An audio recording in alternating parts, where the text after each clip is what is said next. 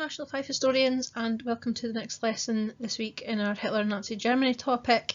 This one follows on to the treatment of some opposition during the Night of the Long Knives and looks at, now that the Nazis are in power and Hitler is the Führer, how are they going to actually keep control of the general people? So we're starting to look at the use of fear and intimidation to keep control. We're going to talk about how this happened after Hitler was Führer, and we're going to think about it in terms of sort of the rise of the Nazis as well, just linking back into that previous section of the topic. And we're going to think about why people were ultimately afraid to really oppose the Nazis and how this control was kept. So make a note of the heading and continue with the lesson. In terms of overview then, for this kind of part of the topic, we know that the Nazis were in power in Germany between 1933 and the end of the Second World War in 1945. Our topic ends in 1939, so we're not going to be talking about the Holocaust and the events that happened at that point, because those are in the 1940s, and we're not going to talk about the end of the Nazi Party's rule, because again, that's the 1940s. But we are going to talk a little bit about the treatment of the Jews and the minority groups in the next couple of lessons. Between the period we're looking at, 1933 to 1939, is the creation of this totalitarian dictatorship that we have kind of seen developing. What this really means is that the Nazis have total control and power over everything that happens in Germany and over the lives of the everyday people. Many Germans were actually really happy to go along with it, genuinely because it seemed like it was a great thing for them. And I've got a link to a video that talks about an American woman being in Germany who kind of saw things that way. There are others that didn't like it but were too frightened to speak out for various reasons, which we're going to look at in this lesson, and there were some that did not accept the Nazi rule at all and did organise opposition groups, which we will talk about in another lesson later on. Basically, the Nazis used a combination of reward and intimidation to keep control over the German people. This is known as a carrot and stick policy. It comes from a very old saying that there are two ways to make a donkey move. One is to use force, aka hit them with the stick, and the other is to offer encouragement or reward, in this case the carrot. So if they do as the person that controls the car or the donkey wants, they get rewarded. If they refuse, they are forced, which is kind of a really nice way of explaining the situation in the totalitarian regime that is Nazi Germany. Very similar regime in other places, like in Italy under Mussolini, Russia under Stalin, for example. This whole idea of reward for certain things and force for others was very common. But it is really easy to see this happening in Nazi Germany as the party starts to control more and more aspects of everybody's lives. Hitler himself said, "Terror is the best political weapon, for nothing drives people harder than the fear of sudden death." So if you think about kind of what he's meaning here, this kind of shows that he's going to be using terror as much as possible to try and keep control. We've already seen through the Night of the Long Knives that Hitler is not willing to take any sort of prisoners with this. He is willing to be as forceful and really as brutal as is needed. So why would the people of Germany be any different if the people who were loyal to him or a threat to him politically were treated that way? Why would the people of Germany be any different if they found themselves in a similar situation? A good example is this, which we'll leave for a second for you to have a think about, if you can work out actually what it is. Okay, so basically this is a list of German women who were caught buying goods from Jewish stores. And this list would be printed in newspapers and put up as posters and things around about Germany. And if you think about the reason why this was printed, it was basically to scare other people into not buying from Jews, because this was one of the policies the Nazis were going to encourage, was the use of German shops and not Jewish shops, using the kind of the minority groups as an example. If your name was printed on this list, you kind of became the subject of gossip. People would maybe not want to do business with you, friends and things like that would walk away from you, people just wouldn't want to be associated with you. And this was a really nice example of how they were going to use sort of conformity and intimidation effects into trying ensuring that the people of Germany were too frightened to actively do the things the Nazis didn't want them to do, even if it is something as simple as buying from certain shops. publishing this list was a really simple way for them to actively do that. So why were so many Germans really afraid to speak out against the Nazis at this point in time? Basically, many Germans were frightened and intimidated into accepting Nazi control. And this is kind of the point where we're going to start adding notes in if you haven't already. So many Germans were frightened and intimidated into accepting Nazi control. Hitler deliberately created an atmosphere of fear, but didn't terrorise the entire German people, and this is where our carrot and the stick policy starts to come in. Hitler knew that he had to keep as many people as possible happy with the Nazi regime, or at least willing to accept it. And this was the role of propaganda.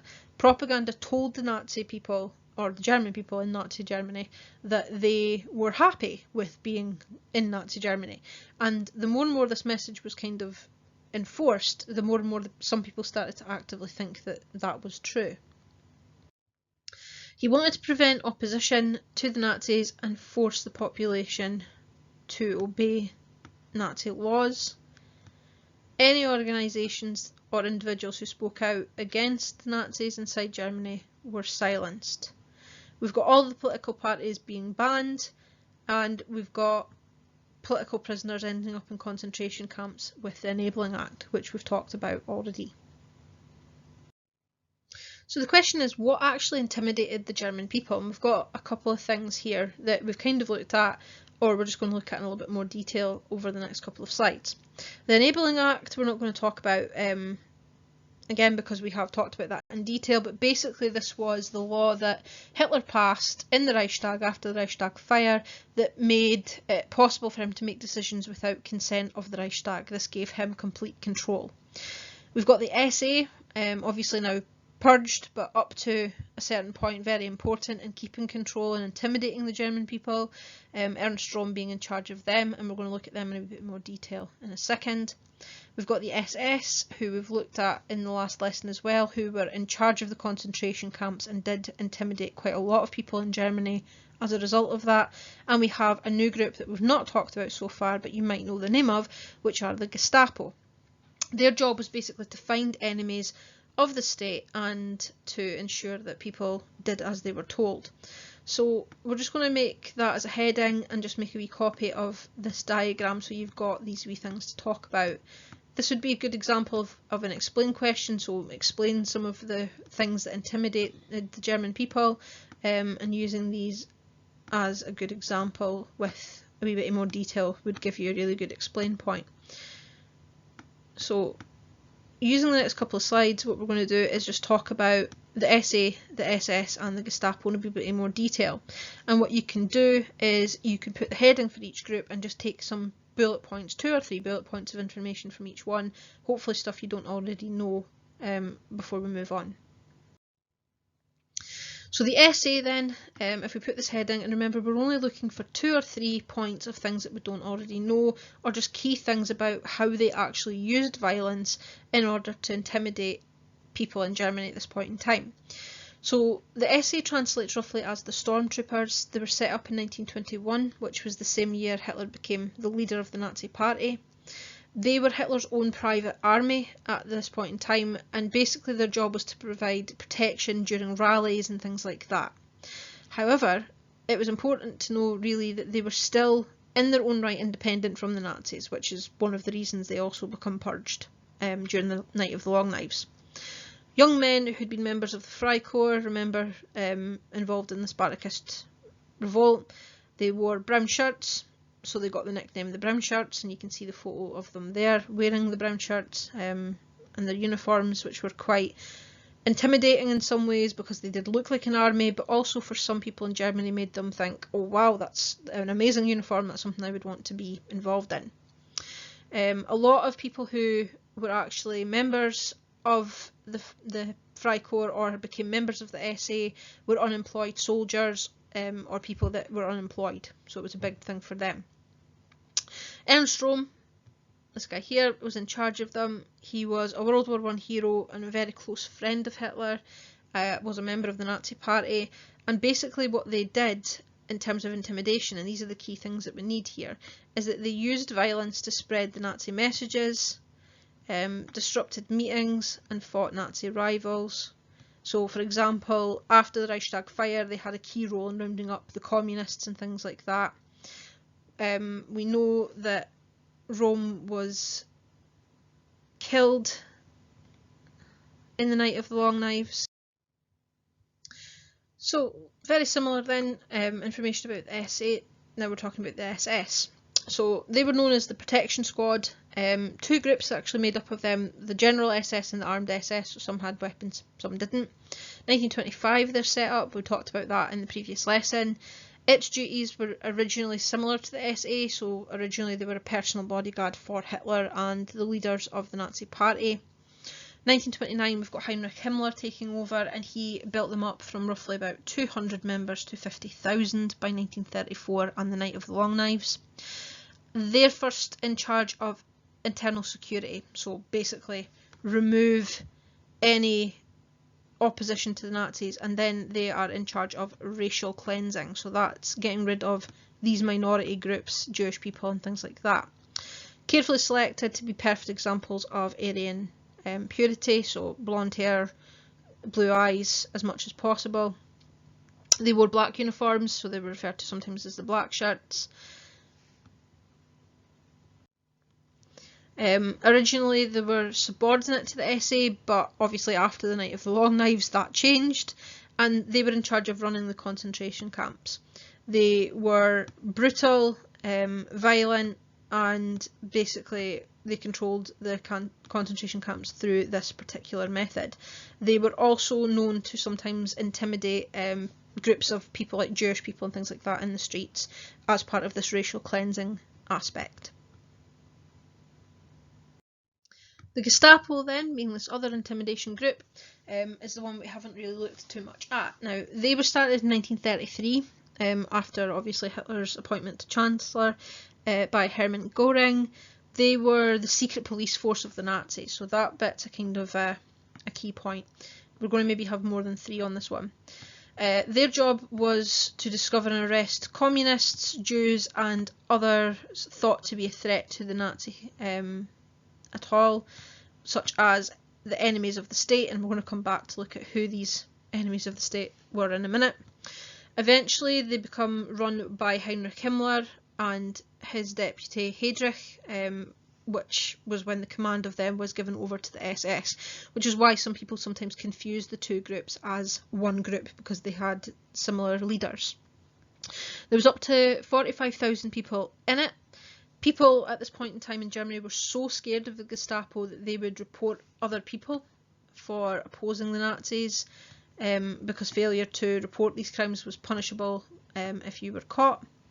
They relied on this kind of series of informants for information. There was thought to be roughly up to 160,000 people employed to inform on their friends and neighbours and anything they thought was sort of anti-Nazi.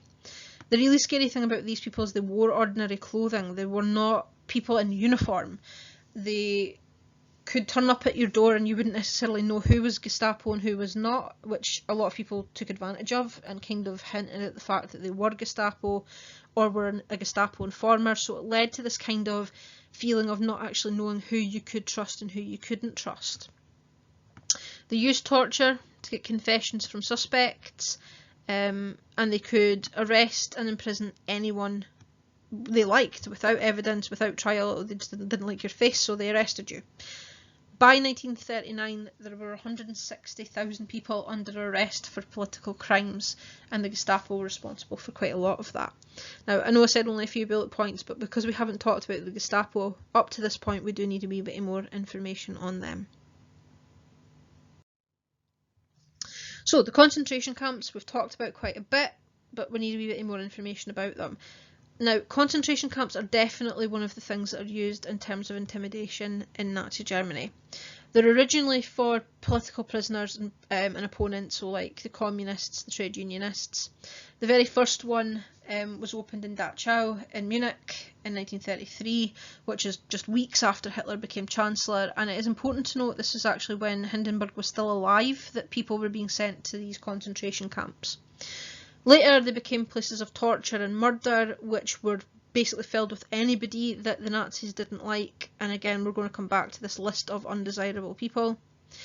They're probably the most feared part of Hitler's totalitarian state, because they were kind of like the ultimate punishment of what could potentially happen to you, and in some regards people were more afraid of being sent to these concentration camps than they were of being executed.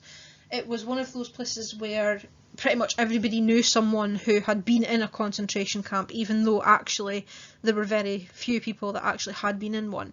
The stories had kind of passed so much that it was always a case of, oh, someone's neighbour knew someone else who had been in a concentration camp and this is what had happened to them. And the Nazis and the Gestapo allowed this sort of rumour and things like that to spread in order to try and get more sort of attention and things for it. So originally they were prisons for political opponents, is the key point we want. Later became places of torture and murdered, filled up with people the Nazis did not like, and the fact that they were the most feared part of Hitler's totalitarian state. It is a case that everyone did know someone who knew someone else who'd been in a concentration camp, and whether that is true or not we don't know, but it was enough to intimidate people. October 1933, this is an order from the camp commander. It states, any person who engages in politics, makes speeches, collects or receives information, sends written or verbal messages, writes coded messages, transmits signals with a lamp, seeks outside contact or aids others in escape or crime will be hanged. So pretty much when you were in there, that was what you were told. If you were caught in any way trying to send a message to the outside, you'd be executed. So it was a case of these people could not actually tell other people about what was going on to them, like happening to them, what was going on. So it's unlikely that someone knew someone and everybody knew someone that had been in a camp. But what was likely to happen is sometimes the Gestapo would arrest someone for no reason, have them sent to the camp for a very short space of time and then released, under the idea that they were going to become an informer, and they were allowed to kind of tell stories, or the Gestapo themselves would tell stories to try and embellish this idea of what the concentration camps were going to become. And this again is a form of propaganda that is used to intimidate, and it's a really good example of the kind of the carrot on and the stick aspect. Some propaganda tells the German people in Nazi Germany that they are loving life there and it's great, and other bits of propaganda tells them this is what happens to you if you are not on board with the Nazi way of thinking, and those two things together keep control. Here's an example of what one of the concentration camps would have looked like. This is Dachau, so one of the first ones built, and obviously we know more of the more infamous ones like Auschwitz, and Auschwitz-Birkenau becomes a place for Jewish torture and death during the Holocaust. This map's quite useful because it shows you all of the places where the concentration camps actually existed, originally where they kind of were and when they were built. So we have some of the ones built in 1933, so Dachau down there, Lichtenberg as well, and then we have others that were built up to 1939 within Germany itself. The rest of the kind of concentration camps that we maybe know more about, which are the death camps, slightly different. The concentration camps had different things. They had labour camps, which were like these ones for political prisoners, and they tended to be within Germany, and the death camps, which is where the Jewish people were sent to during the Holocaust, and these tended to be out with Germany, somewhere kind of around the sort of Poland area and other areas around there. So they were out with Germany when these things were taking place in them. So the camps were filled with the people the Nazis described as undesirables. They had their clothing and things colour-coded to identify why they were being imprisoned for various reasons, and it is only later in the Second World War that they become places for the mass murder of Jews during the Holocaust time, which we've already said. So prisoners' clothes were marked with colour-coded badges to identify the reason for imprisonment, and we're just going to have a wee look at that in a second. So yellow triangle was for Jewish people. Quite often it was just a triangle. Later on it would become a yellow kind of double triangle into the Star of David. Brown triangle was for Roma people. That was like gypsies, anybody who was from Romani descent. violet triangle for Jehovah's Witnesses, pink triangle for homosexual men, green triangle for professional criminals, who were like actually criminals who had committed crimes, red triangles for political prisoners, trade unionists or communists, black triangles for those who were considered asocial. So asocial people are people who are no longer welcome in society, which could be the mentally disabled or mentally ill. The homeless were also included in this, alcoholics, habitually work shy, so people who were constantly unemployed, prostitutes and others, including draft dodgers, pacifists and lesbian women, were considered to be asocial and were given a black triangle if they were in a camp. Blue triangles were immigrants, so people who had obviously moved into Germany who were not German, and that are the kind of main groups in these original concentration camp setups. So what you maybe want to do with this slide is you can either just write it out with the headings, or maybe get some colours if you can and actually put the triangles beside each one so it stands out in your notes. So you can pause the video here and do that and then come back to the rest of it. Basically then, we've talked quite a lot about these undesirable people, and we did mention some of them with the colour coding there, but there are other people who were considered undesirables. Now, undesirables were communists, social democrats, Jewish people, trade unionists, work shy people, the unemployed, homosexuals of any sort of gender at all, gypsies, these Roma people, Germans who purchased from the Jews, like the woman from the newspaper for example, pacifists who were against war, radical Christians who did not bow to the Nazi wishes, anyone who criticised Hitler, anyone who criticised the Nazi party. All of these people are considered undesirables within Nazi Germany. So the concentration camps were an important part of the fear that the Nazis used to keep control. Most Germans, as was said, never saw the inside of one, but it was enough to know that it was there and that people could just vanish in the middle of the night and never be seen again. And the rumours would start, oh, someone's neighbour's been taken to a concentration camp. And the reason this was for is because they made fun of Hitler. It needed to be something really simple, and it needed to be something really powerful, and the concentration camps did this really, really nicely for the Nazis because they were easily sort of taken out of the way, they could control them really easily, and they were built up to be this really intimidating aspect of fear which kept the people in line. The concentration camps were places to be feared, and another form of intimidation on top of the Gestapo, the SS, the SA. So the question becomes, why go along with this? Why actually do this? There's a couple of reasons for this. Sometimes it was in a person's actual best interest to go along with what the Gestapo said. So quite often when a person was arrested, the Gestapo made their families then inform on other people to get their loved one back. Sometimes people informed for a price, so it could be a small bribe like money, or it could be for protection from their family, so no one in their family would be arrested. Other times it was for revenge, for personal arguments, or it was for jealousies. For example, a neighbour has a new car, that person doesn't have a new car, so they say that they've overheard something. Obviously, because they're in non-sort of uniform basis, they're not actually very obvious to spot. Nobody was actually sure where the Gestapo actually operated. There was just stories about them. And the result of this is that people just kept their mouth shut and their opinions to themselves, and they just went along with it because it wasn't bothering them. So as long as it wasn't bothering them, they didn't actually get involved at all with this, and they just kept themselves to themselves. A really good example of how this kind of works is this poem from Pastor Martin Nilomer. Now, today we would call that aspect of where you see something happening that maybe you might think is wrong, but you don't want to bring trouble on yourself, or you convince yourself it's nothing to do with you because it's not directed at you.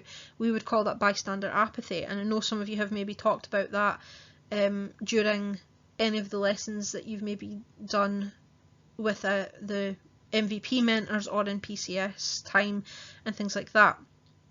And this poem by Pastor Martin Nielömer, who was very much an opponent of the Nazis and was sent to a concentration camp as a result of this, kind of shows this really nicely. So he says in it, "First they came for the socialists, and I did not speak out, because I was not a socialist. Then they came for the trade unionists, and I did not speak out, because I was not a trade unionist. Then they came for the Jews, and I did not speak out, because I was not a Jew. Then they came for me, and there was no one left to speak for me." Now, when he writes this, he's writing it for his congregation to try and encourage them to actually stand up against the Nazi rule, which is easier said than done because of the level of intimidation that they're under. But that's one of the reasons why the people allowed this to happen, and why control was so important in keeping intimidation going. They allowed it to happen because they were too frightened of what would happen to them if they actually did get involved. Basically, the Nazis created a police state. So most of the public in Germany, which is over 56%, actually had not voted for Hitler. They could actually make Hitler's position difficult, so in order to deal with this and maintain power, the Nazis used intimidation really effectively. The idea was, if you said nothing, even if you disagreed with the Nazi policies, no harm would come to you. But the wrong comment overheard by a Nazi official, member of the Gestapo, whoever, would have serious consequences. One of the comments that was made at the time was "speak through a flower." Now, if you think about what that actually means, it's a really kind of way of saying don't talk to someone directly, or if you are going to say something, say it quietly as if you were speaking to a flower, not around about the rest of Germany. So in terms of kind of key points, people went with it because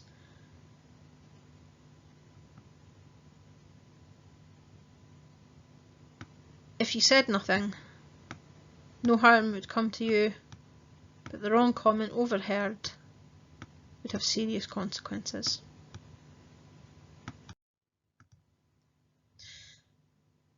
A totalitarian state, then, as we've kind of been discussing this, is a state controlled by a political police force that secretly supervises the citizens' activities.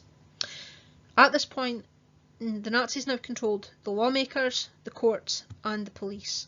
So they could make the laws, enforce the laws, and decide who was guilty or not guilty of breaking them.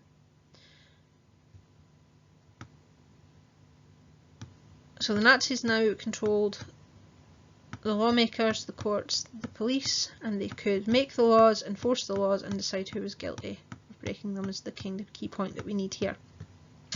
Now, this BBC fact file is quite an old one, but I have included the link to this one in the channel, in the playlist, and you can kind of go and have a wee look at that. It's a really nice way to show how people kind of reacted to life in Nazi Germany, and I would really strongly recommend that you go and watch it at the end of this lesson. So the consequences then. The ordinary German people could say and do nothing against the state. All they could do was shout approval at rallies or keep quiet if they disagreed. At least that was the theory. Some people actually did oppose the Nazis, but there were not many, but we will look at them in a wee bit more detail. The Nazi police state used fear and intimidation with punishment to enforce obedience, and for some people it was just too dangerous to show they were against the Nazis. Some did try, however. So consequences of this, the ordinary German people could say and do nothing against the state. The police state used fear and intimidation with punishment to enforce obedience. For some people it was too dangerous. Some did try, however. So this diagram is a really nice way of keeping control in Nazi Germany. So you've got the terror state, secret police called the Gestapo would spy on and arrest enemies, SS responsible for running the concentration camp, and everyone is scared of being arrested. In terms of propaganda, you've got the mass rallies, posters and propaganda films. We will come back to look at that in more detail. They controlled and censored the radio and the newspapers. School children were indoctrinated with the Nazi ideas at school, which we'll come back to. And we had the Hitler Youth and the Young Maidens, which we're going to come back to in other lessons. Also, we've got the popularity for the Nazis. Ripping up the Treaty of Versailles kept some people on side, and they did actually create jobs. So these things helped them to keep control in Germany at this point in time. Some of these things are the carrot things, some of them are the stick things, but ultimately they are all involved in keeping control at this point in time. So I'd maybe pause this video at this point and make a copy of this diagram. It's a really nice way to summarise all of that information, and then move on to the next slide. Other ways obviously of keeping control, and this is another good diagram to make a copy of, is how this would work.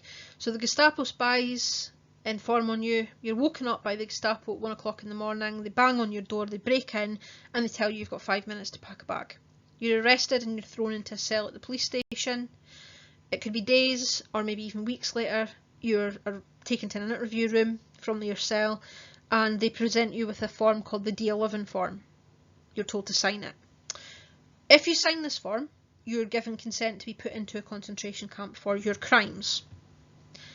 You're not going to sign this form, obviously, and that then results in you being beaten and sent back to your cell. A couple of days later, you'll be brought back to the D11 form. You don't sign it, you're beaten, you're put back to your cell, and this repeats until eventually you give up and you do sign it. You would then be handed over to the SS, who run the concentration camps. You're imprisoned for up to 6 months, hard physical labour, and then you're sometimes released. If you're released, you tell everybody what happened to you, and then that increases the level of fear. Okay, so now that we've kind of looked at all of the fear and intimidation part of control, the assignment question for this lesson is this how fully question. You're to complete this how fully question and upload it to the team. If you have any questions or anything you're not sure about, obviously put a message in your team, email your teacher and ask, and check out that video as well on the playlist for a little bit more information about life in Nazi Germany, and let us know how you're getting on.